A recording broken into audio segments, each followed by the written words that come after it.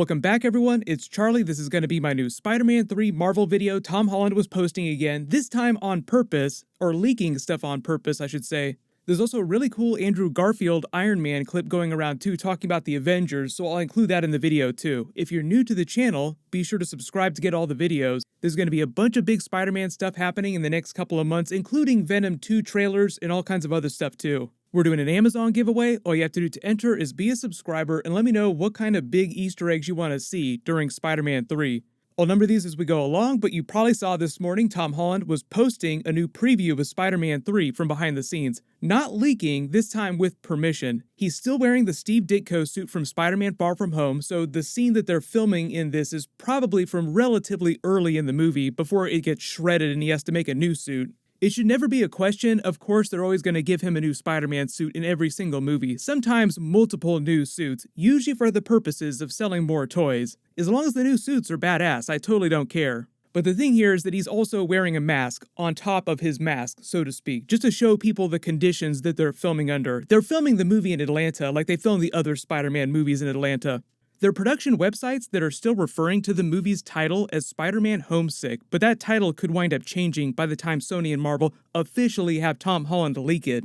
They're filming this on a standard blue screen here just because whatever's happening is part of an action scene that's just way too big to film in the real world. He's crouched in a fighting pose with one of his fists clenched. That's why I say it's probably from a fight scene with Electro or one of the other potential Sinister Six villains. Michael Keaton was talking about coming back as the Vulture recently, but I don't know how big he would be during the movie. It might just wind up being a cameo if this isn't going to be a full-blown Sinister Six movie. And just from all the other stuff that we've been hearing about the movie, it sounds like it's not going to be full-blown Sinister Six yet.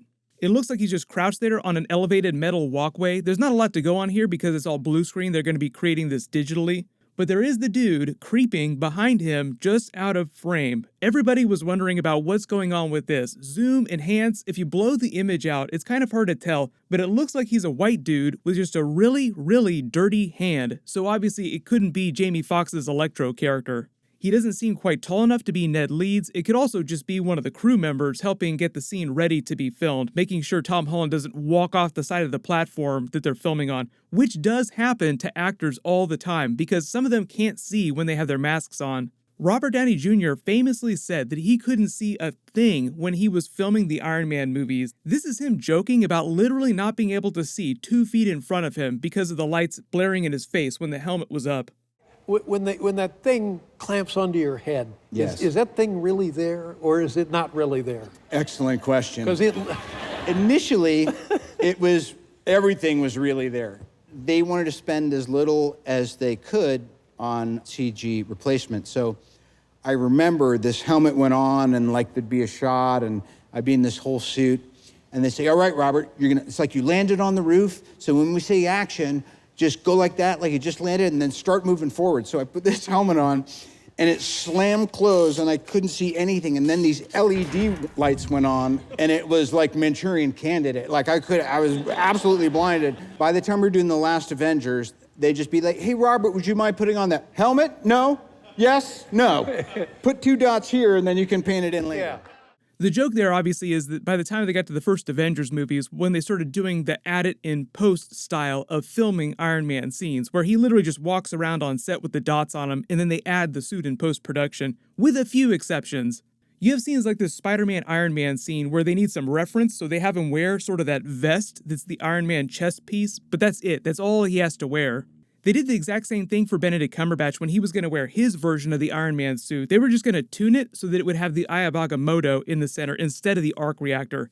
That was a really cool deleted scene, so hopefully we'll see them add that back in for Doctor Strange 2 or do a version of it because they're getting so crazy with the multiverse. Speaking of which, Marvel is filming both Spider-Man 3 and Doctor Strange 2 at the same time right now. Benedict Cumberbatch, we all know, is going to be a major character in Spider-Man 3. He's like the big Avengers crossover character, replacing Iron Man as a mentor to Spider-Man.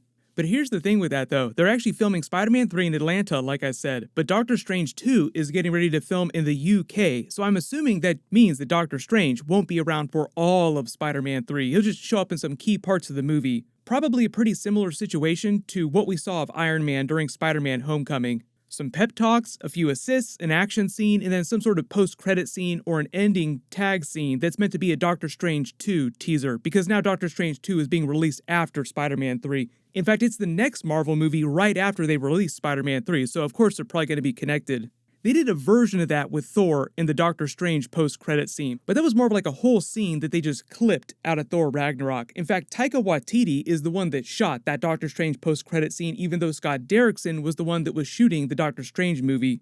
This is them just practicing more of the stunts. I can't wait to see him leak the new version of the suit, totally on purpose of course. Now the leaks pretty much happen on Sony's clock, like they tell Tom Holland, we want the whole world to know about this, so please just post it accidentally, quote unquote, on your Instagram. There's still all kinds of multiverse, Spider-Verse theories about what's going on with Electro's character and Easter eggs for other live-action versions of Spider-Man. This clip is of Andrew Garfield talking about crossing over with the Avengers characters. Listen to what he thinks about his version of Spider-Man meeting Iron Man, especially since we've had so many movies with Tom Holland being so close to the MCU version of Iron Man. You know, I was trying to team him up with every different Avenger.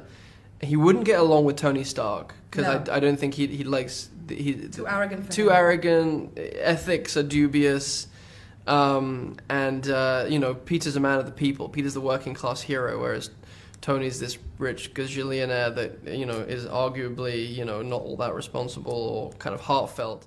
The interesting thing about that clip you have to remember is that one, he's talking about his version of Spider-Man from the Amazing Spider-Man movies, and two, this clip is from 2014, a couple years ago. So at that point, we'd only had Iron Man 3 in the first Avengers movies. So Iron Man hadn't snapped the Infinity Gauntlet and sacrificed himself to save the entire universe yet.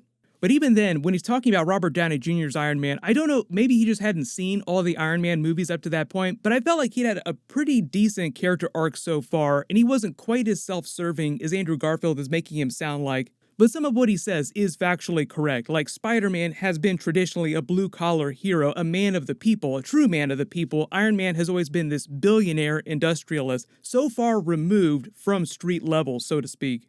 Usually one of the tropes of Spider-Man movies, in all the Spider-Man movies, even the Tobey Maguire Spider-Man movies, is that Spider-Man is pretty much broke all the time.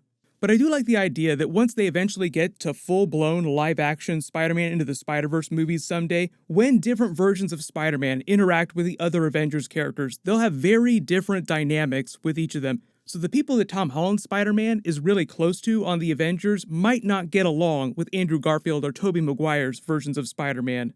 And just using Iron Man as an example, part of the fun of that too is finding out what the backstory is there. What kind of person is their version of Iron Man from their homeworld? What are the Avengers from their worlds like?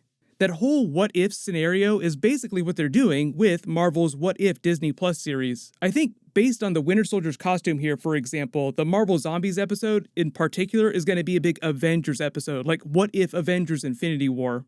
As far as I know, they're not going to be doing any big Spider-Verse stuff during the What If series, but there's always potential for that because it's an animated series and they don't have any of the budget limitations that the live-action movies have. They can write whatever kind of action scenes they want. They could put as many versions of Spider-Man in an episode that they want to.